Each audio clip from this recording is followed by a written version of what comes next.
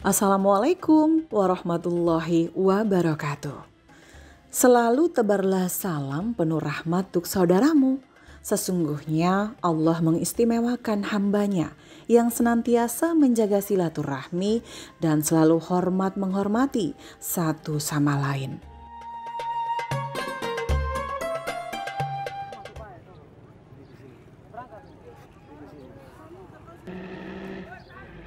Perjalanan tim Jejak Islam menebar kasih menjelajah di atas ketinggian langit. Lalu dilanjutkan dengan mengarungi lautan Flores adalah momen indah bagi kami tim Jejak Islam.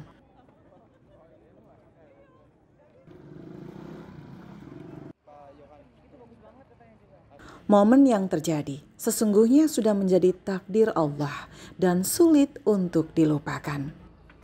Setiap sudut yang terbentang mempersembahkan pesona daya pikat. Sepanjang perjalanan adalah anugerah Allah Azza wa Jalla. Satupun makhluk tak mampu membantah akan kebesaranmu.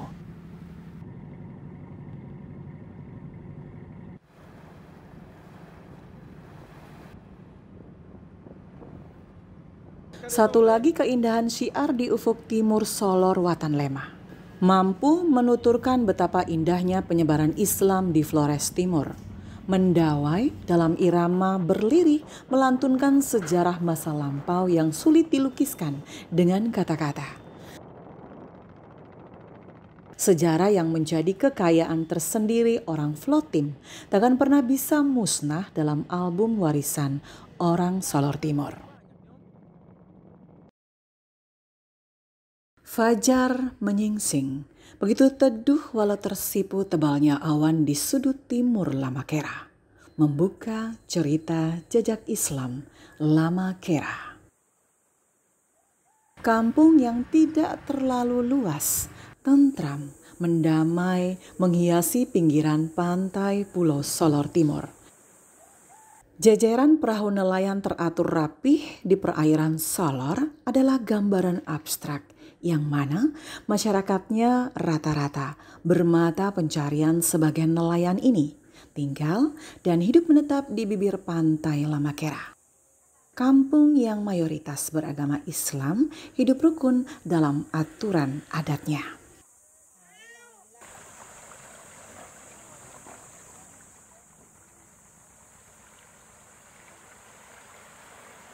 Kalau untuk masjid ini, Masjid Al-Ijtihad Lamakera ini didahului dengan masjid lama. Kemudian direnovasi menjadi masjid yang indah ini, itu idenya Abah Haji Syukur Ibrahim Dasi. Itu masjid itu kan dibangun di atas duluan, itu 1926 itu. Di balik ini rumah semua ini, rumah adat kampung situ, dekat situ. Pertimbangan karena umat semakin banyak, kampung ini semakin luas, maka dipindahkan ke bawah sini, dibangun semakin besar. Pertama itu adalah Pak Haji Abdul Syukur Ibrahim Dasi gitu.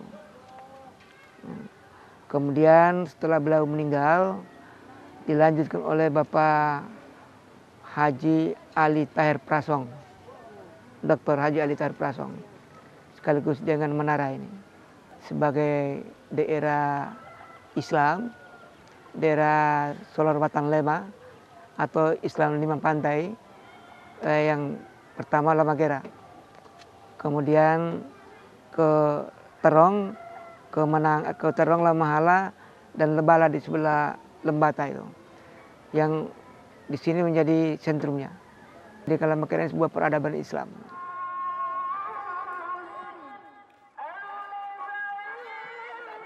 Iya, Masjid Al-Ijtihad Lamakera itu namanya itu dengan istilah bahasa Arab itu.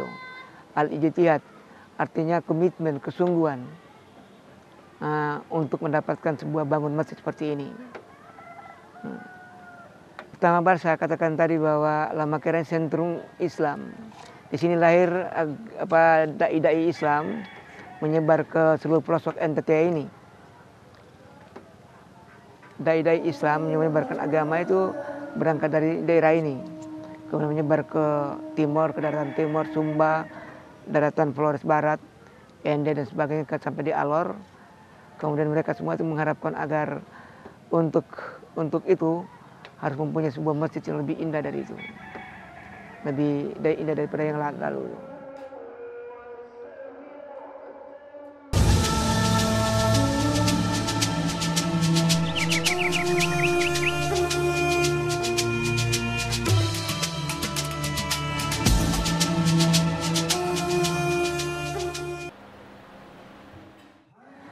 Menyebar Islam ini memang semuanya kita berangkat dari Arab, Jarat.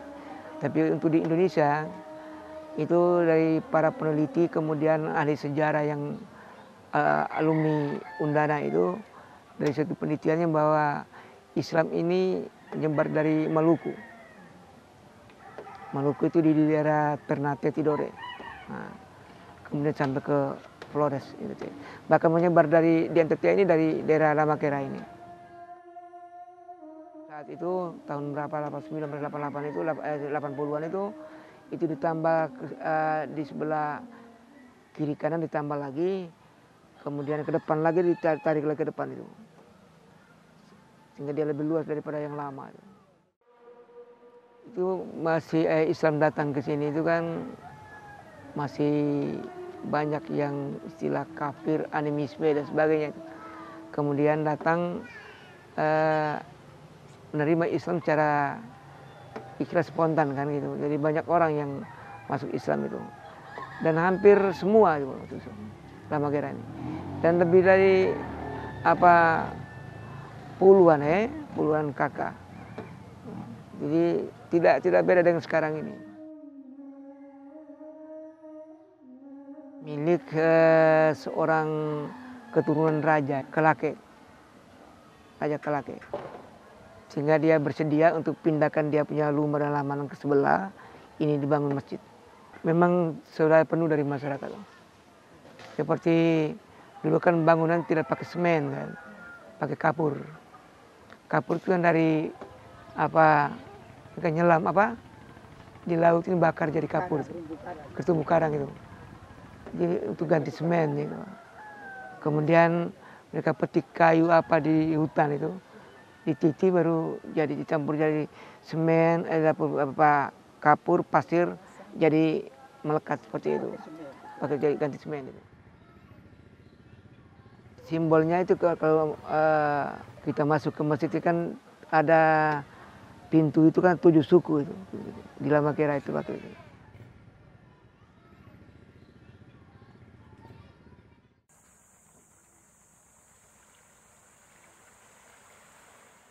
Alhamdulillah untuk di Lamakera ini, di Masjid Al-Ijtihad Lamakera, di bawah naungan Masjid Al-Ijtihad Lamakera ini ada kurang lebih 7 atau 8 TPA dan TPQ. Kemudian yang masing-masing ada tutornya masing-masing. Pengajian fikih supaya anak-anak ini tidak hanya bisa mengaji, baca Al-Quran, bisa baca Iqra segalanya, tapi minimalnya mereka bisa paham tentang dasar-dasar hukum-hukum Islam gitu, yang paling basic lah. Maksudnya bagaimana cara kita mengajarkan ke mereka cara wudhu yang benar. Karena beberapa kasus kita lihat kadang-kadang anak-anak yang mereka sudah tingkatan sekolah SMA, tapi kadang-kadang mereka masih, ketika kami perhatikan cara wudhu mereka kurang benar. Sehingga muncullah ide itu, maksudnya muncul usulan-usulan itu yang kami bicarakan di masjid lewat orang-orang tua, Bapak Imam di sini. Sehingga muncul pemikiran untuk bagaimana caranya supaya di taman-taman pengajian TPA, TPQ ini bisa ada diselipkan pengajian fikih.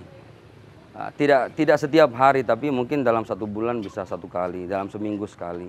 Supaya anak-anak ini tidak hanya bisa baca Al-Quran saja, tapi mereka punya basic dasar-dasar isian-isian untuk ilmu-ilmu fikih, dasar-dasar hukum fikih dasar gitu. Kalau untuk semangat umat Islam yang ada di Lamakera sini dalam hal memakmurkan masjid, alhamdulillah sejauh ini sangat bagus. Hanya terkadang mereka terkendala dengan pekerjaan. Kadang-kadang karena rata-rata hampir 95% penduduk Lamakera ini pekerjaannya nelayan, yang sebagian besar waktunya mereka habisnya di laut.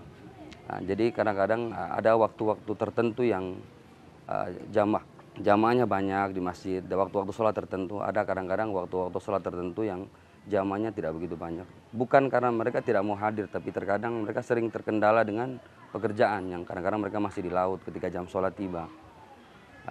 Terlepas dari itu semua, pada umumnya semangat orang-orang di sini untuk mau memakmurkan masjid ini, alhamdulillah masih terjaga sampai dengan sekarang. Kalau nggak salah Yayasan Al-Ijtihad Lamakeira ini berdirinya belum lama ini, baru beberapa tahun belakangan ini. Tujuan didirikan yayasan ini karena begitu besar tingginya semangat orang-orang Lamakeira yang ada di luar, yang tinggal di luar, yang mereka kebetulan berdomisilinya tidak di Lamakeira, tapi mereka punya semangat cinta yang luar biasa dan kampungnya ini, sehingga mereka sering mau mengirimkan bantuan, donasi dalam bentuk materi ataupun dalam hal-hal lain. Akhirnya terpikirlah untuk dibuat daripada Yayasan Al-Ijtihad ini untuk menjadi wadah, maksudnya supaya orang-orang yang punya semangat infak, sedekah, mereka bisa tepat sasaran gitu.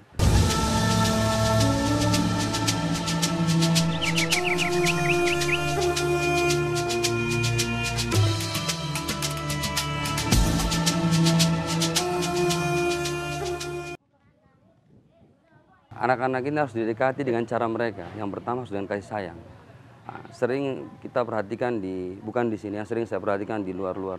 Kadang-kadang ketika anak-anak kecil datang ke masjid untuk sholat, yang namanya anak-anak kan mereka sifat dasar mereka kan suka main-main, suka ribut di masjid. Kadang-kadang orang-orang salah dalam cara menangani anak-anak.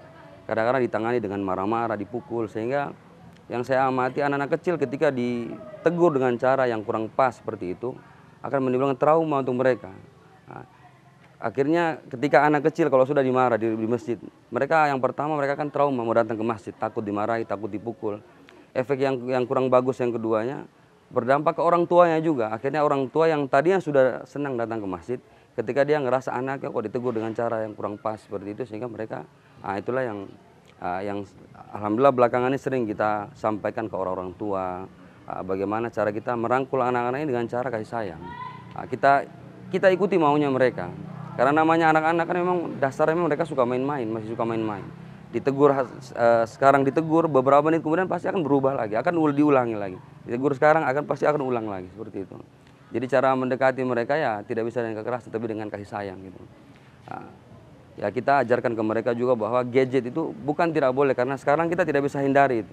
Sekarang kita tidak bisa hindari yang namanya gadget, HP dan segalanya, tapi bagaimana kita coba arahkan mereka dengan gadget tadi, dengan HP yang mereka punya, internet yang sekarang makin maju, kita buat bagaimana itu bisa menjadi hal yang bermanfaat untuk mereka, menjadi sumber ilmu pengetahuan untuk mereka. Apa yang tadinya mereka tidak tahu, yang mungkin yang kita tinggal di pelosok desa seperti ini, yang jauh daripada banyak hal tadi, kita bisa tahu lewat gadget tadi. Jadi tidak hanya digunakan untuk main game dan yang lain sebagainya, tapi bisa dijadikan manfaat yang lebih baik lagi untuk mereka gitu. Ya harapan saya sih mudah-mudahan masjid ini tidak hanya fisik bangunannya saja. Ya, itu yang juga sering kami sampaikan lewat mimbar-mimbar di khutbah-khutbah tiap-tiap Jumat, di setiap ada kesempatan ketika kita dikasih kesempatan untuk berbicara. Jadi saya sering sampaikan bahwa kita harus ada namanya dakwah ilallah, saling mengajak untuk kebaikan. Dalam masjid harus ada ta'lim wa ta'lum, saling ada ajar mengajar, bagaimana sama-sama menjaga kebersihan masjid. Kemudian kedepannya ya makin banyak lagi ya sholat berjamaah, jamaah yang hadir untuk menghadiri sholat berjamaah 5 waktu, tidak hanya waktu-waktu tertentu saja, tapi bagaimana setiap orang-orang laki-laki, minimal laki-laki yang balik yang ada di kampung ini, mereka bisa memulai meluangkan waktu, bukan menunggu waktu yang luang, tapi mereka bisa meluangkan waktu mereka di tengah-tengah kesibukan mereka sebagai nelayan, di tengah-tengah kesibukan mereka sebagai aparat desa, di tengah-tengah kesibukan mereka sebagai pegawai negeri, guru dan lain sebagainya. Mereka bisa ketika tiba waktu sholat, ketika adzan dikumandangkan, mereka bisa meninggalkan sebentar kesibukan mereka, meluangkan waktu untuk bisa datang sholat berjamaah di masjid untuk memakmurkan daripada rumahnya Allah yang mulia. Satu kata untuk Lamakeira, jaya, jaya, jaya.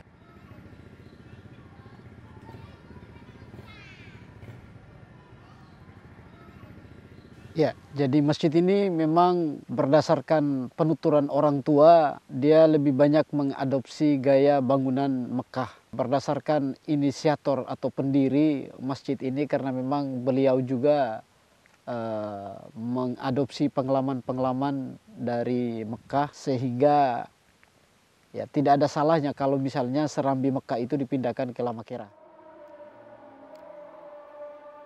Jadi ini ide pendiri awal itu almarhum Bapak Haji Abdul Syukur Ibrahim Dasi. Beliau ini juga memang bergerak di bidang agama, bahkan di bidang pendidikan.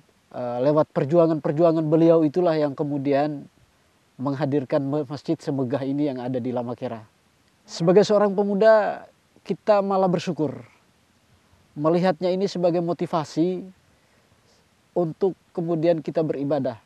Karena bagaimanapun juga dalam sebuah bentuk bangunan itu, orang akan tertarik dan juga punya keinginan yang begitu kuat beribadah ketika melihat begitu bagus dan indahnya bangunan masjid ini. Jadi memang bangunan lama, kalau yang kita lihat di sejarah, dia memang bentuknya seperti ini. Sesuai dengan perkembangan dan kemajuan, lalu kemudian itu dimodif, dan modifnya itu tidak jauh beda dengan model-model masjid yang ada di Mekah dan Timur Tengah. Sekali lagi tidak ada salahnya kalau misalnya almarhum Bapak Haji Syukur Ibrahim Dasi merancang ini dengan sebuah pernyataan bahwa serambi Mekah dari timur.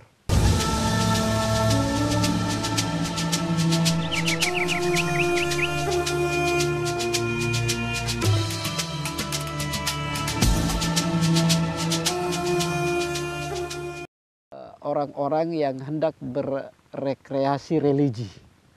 Jadi bagi siapa saja tamu dari luar, pasti dia punya pandangan pertama itu adalah ke menara. Walaupun tidak ketinggalan masjid dan juga menara, 4 menara yang ada di masjid. Lalu kemudian yang kedua, kenapa harus menara setinggi ini? Ya mohon maaf, di Lamakera, daerah yang paling pelosok, yang mungkin juga ketinggalan dari soal-soal bagaimana orang memediakan. Sehingga paling tidak ketika setinggi ini menara yang ada di Masjid Al-Islam Lamakera, maka sesungguhnya kita memberikan pesan kepada siapa saja yang melewati dan melintasi laut Lamakera ini, mereka akan melihat langsung bahwa di pelosok terpencil ini ada sebuah bangunan megah, dan itu adalah Masjid Al-Islam Lamakera yang dilengkapi dengan menaranya. Sehingga terkadang di media sosial sekarang anak-anak muda kita dan anak-anak sekolah kita sering menulis Negeri 5 Menara.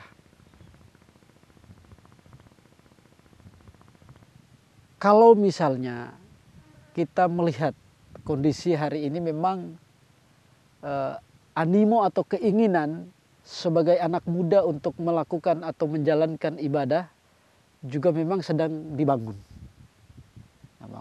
Dan itu terbukti dengan bagaimana kemudian dalam waktu-waktu ibadah itu semua anak muda, tidak semuanya tetapi kan paling tidak ada anak-anak muda yang kemudian menjalankan ibadah.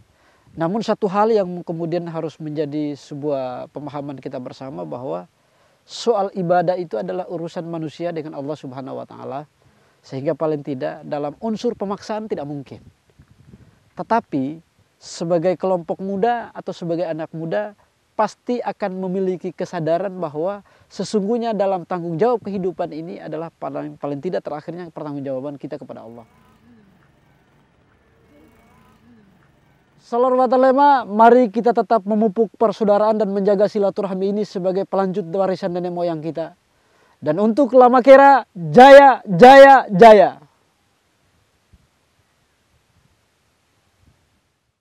Indahnya alam Flores Timur mampu membuat siapa saja terpana, karena eloknya seindah perkembangan Islam di Lamakera. Banyak warna cerita telah tertoreh dalam jejak-jejak sejarah membekas, akan selalu menjadi cerita orang Lamakera. Masjid Al-Ijtihad berdiri megah menggantung di bibir pantai, memiliki makna mendalam, putra-putri terbaik Lamakera yang mengadu nasib keluar zona nyaman kampungnya. Memiliki magnet batin, sejauh apapun mereka berjalan, ingatan untuk selalu berbakti bagi daerah tercinta adalah harga mati. Sehebat apapun mereka di tanah rantau, tak mampu membuat mereka lupa akan tanah kelahirannya, Solar Timur Watan Lema, salah satu pulau kecil yang berada di terbitnya matahari, selalu dirindukan kekasih hatinya. Allah Sang Maha Agung menitipkan semua keindahan ini untuk kehidupan hambanya. Allah memberikan seluas-luasnya kepada hambanya agar memanfaatkan segala yang ada pada Lamakera dan perairannya untuk dinikmati. Nikmat mana lagi, wahai saudaraku, yang akan kamu dustakan? Perjalanan menelisik syiar di kabupaten yang memiliki karisma hulu penyebaran Islam memberi kenangan tersendiri. Toleransi tidak hanya bagaimana kita menghargai saudara kita dengan perbedaan yang seharusnya semakin memperkuat tenggang rasa. Karena berbeda itu bukan suatu penghalang untuk saling hormat menghormati. Muliakan akhlak di atas segalanya. Jazakallahu khairan. Semoga Allah membalasmu dengan kebaikan. Ku akhiri salam pengikat doa yang tak mudah putus untukmu, saudaraku. Akhirul kalam. Assalamualaikum warahmatullahi wabarakatuh.